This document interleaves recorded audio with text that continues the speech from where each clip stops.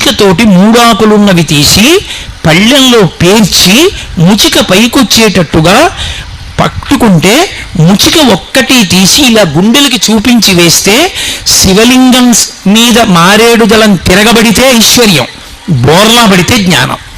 ఏం జరిగినా ఫలితం ఇచ్చేస్తుంది. అలా వెయ్యాలి మారేడు దళాన్ని. ఏది ఇంతంత రొట్ట చేతులతో ఇచ్చి ఆయన మీద విసిరేస్తారు. మీరు ఎప్పుడైనా గమనించండి, మారేడు దళాల మధ్యలో చేతులు పెట్టి కాసేపు ఉంచండి, బొబ్బలు ఎక్కుతాయి. అంత వేడి మారేడు దళం. అంత మారేడు దళాలతో గుళ్ళో ఆయన శివలింగాన్ని అంతటినీ కప్పేస్తారు. నిజంగా ఆయన ఎంత ఉడికిపోతాడు లోపల.